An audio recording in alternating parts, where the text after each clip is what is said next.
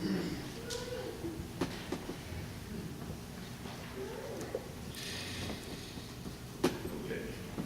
The Nobel Prize acceptance speech. Now, as I read this speech, by the way, ladies and gentlemen, brothers and sisters, as I often read Dr. King's speeches, I am tempted to try to sound like Dr. King. Realizing that I sound nothing like him. But there's something about me when I read his speeches that I kind of get pulled sort of into his persona. So you might hear a little bit of that. I just want to warn you ahead of time and realize, you know, all the warnings and appropriate misgivings that I might have in doing so. Before I read the speech, let me read for you the setting of the speech. And then after I finish with the setting, then I'll introduce to you that I'm about to read the speech. So here is the setting, the Nobel Prize acceptance speech, 1964. On November 22nd, 1963, President John Fitzgerald Kennedy was assassinated. Dr. King and Malcolm X, the great shaman of the Nation of Islam, both declared that America was a sick society. They both saw that the pathologies of racial hatred and injustice that had been tolerated against people of African descent had almost caused a fatal coronary within the public body politic.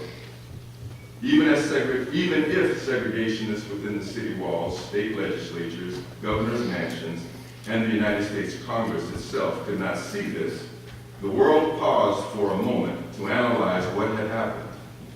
Vice President Lyndon Johnson was immediately sworn into the presidency. To his credit, and with the help of an armada of secular and religious activists, he used his immense legislative genius and influence to defeat congressional segregationists who had been opposing President Kennedy's Civil Rights Bill. By a vote of 71 to 29, the United States Senate imposed cloture to end a Southern filibuster on the United States Senate, imposed cloture to end a Southern filibuster on June 10, 1964. By July 2nd, the landmark Civil Rights Bill of 1964 was enacted and signed by President Johnson. For many black urban dwellers who languished in poverty and joblessness, this seemed like too little, too late. Riots erupted in New York State. They began in Harlem and Brooklyn on July 18th. When they occurred in Rochester, New York on July 25th, Governor Nelson Rockefeller ordered the National Guard to restore order to that city. On August 2nd, Jersey City, New Jersey followed suit. 2 days later, the dead and mutilated bodies of 3 civil rights workers who had been missing since June 21 were discovered on a farm near Philadelphia, Mississippi. The world watched the most powerful nation on the planet plunge deeper into a prolonged period of African-American rebellion against racial injustice. As the Nobel Peace Prize Committee scanned the globe to designate the greatest apostle of peace, they chose the Reverend Dr. Martin Luther King Jr. The speech that follows is the full text of Dr. King's acceptance address after receiving the Nobel Peace Prize in Oslo, Norway on December 10, 1964. When asked by an interviewer what the significance of being the recipient of this much coveted award was, Dr. King replied, "The Nobel Award recognizes the amazing discipline of the Negro. Though we have had riots, the bloodshed we would have known without the discipline of nonviolence would have been frightening." And now, my brothers and sisters, I shall launch into the acceptance speech. Your Majesty, Your Royal Highness, Mr. President, Excellencies, ladies and gentlemen, I accept the Nobel Prize for Peace at a moment when 22 million Negroes of the United States of America are engaged in a creative battle to end the long night of racial injustice. I accept this award in behalf of a civil rights movement which is moving with determination and majestic scorn for risk and danger to establish a reign of freedom and rule of justice. I am mindful that only yesterday in Birmingham, Alabama, our children, crying out for brotherhood, were answered with fire hoses, snarling dogs, and even death. I am mindful that only yesterday in Philadelphia, Mississippi, young people seeking to secure the right to vote were brutalized and murdered. I am mindful that debilitating and grinding poverty afflicts my people and chains them to the lowest rung of the economic ladder. Therefore, I must ask why this prize is awarded to a movement which is beleaguered and committed to unrelenting struggle, to a movement which has not won the very peace and brotherhood which is the essence of the Nobel Prize. After contemplation, I conclude that this award, which I receive on behalf of that movement, is profound recognition that nonviolence is the answer to the crucial political and moral question of our time, the need for man to overcome oppression and violence without resorting to violence and oppression.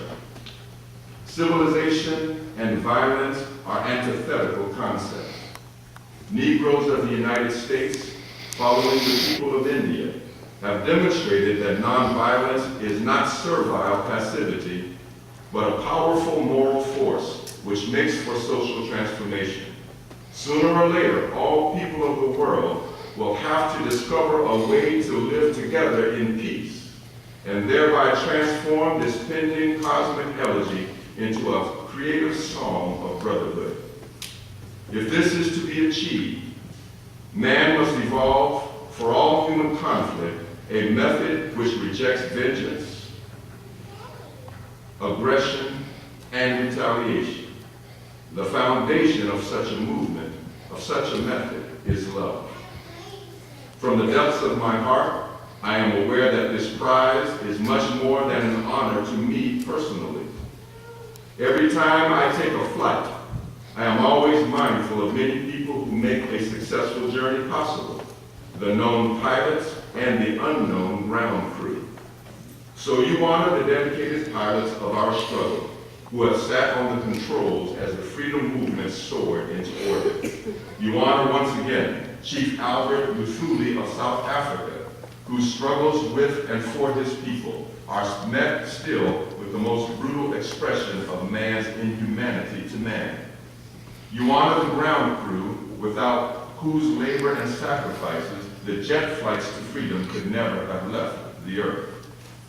Most of these people will never make the headlines, and their names will not appear in Who's Who.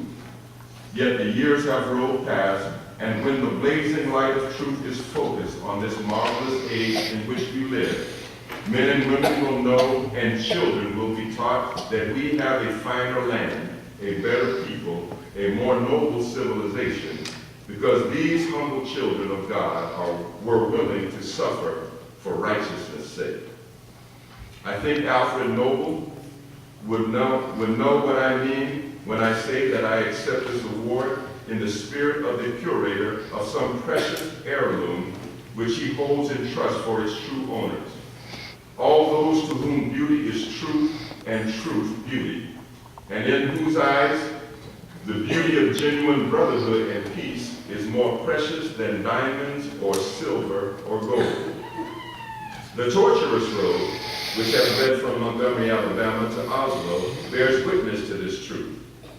This is a road over which millions of Negroes are traveling to find a new sense of dignity. This same road has opened for all Americans a new era of progress and hope.